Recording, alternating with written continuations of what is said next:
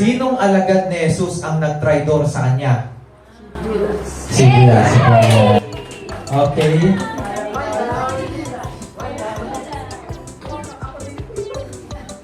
Sino ang nagsuot ng koronang tinig kay Jesus?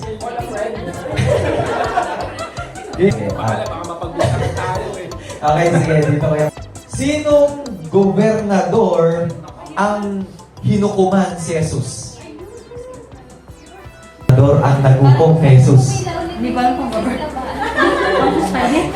Okay, wala. Tama o mali? Kapag may batang lumalapit kay Jesus, pinapaalis niya ito. Tama o mali? Ay, hindi. Final answer. Hindi. Mali? Okay, wala. Ang araw na patay si Lazaro bago pinuntahan ni Jesus. 3 days. Final answer. Anong Bible verse ang pinakamaiklip? Anong Bible verse? Or kahit word. Sige, pwede. Kahit word, pwede. Ayan. Iyakan mo lang, iyakan mo lang. Iyakan mo lang. Keywords.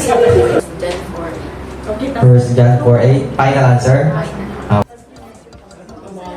Nung sabihin ni Jesus kila Pedro at Andrew na sundin niyo ko, ano yung ginagawa nila? Ano yung kanilang hanap buhay? Ano sila? Yung Final answer? Final answer. Ano yung kanyang ipinakain sa 5,000 tao? 5 tinapay at 2 isda. Final answer. Yes.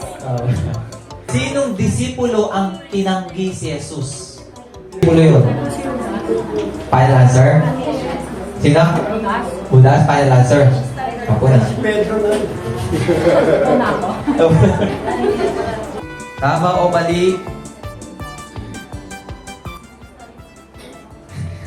Tama o mali? Linggo na buhay si Jesus. Final answer po. Okay na po. Tama o mali? Martes si Jesus namatay. Tama o mali? Final, mali. Final answer. Oh, final answer. Oh, sige na. Oh, dahil mali na. Sige, mali. Eto. Nung hinuli si Jesus doon sa garden ng Gethsemane, sino yung kanyang alagad na nagtapyas ng tenga ng soldier ng Romano?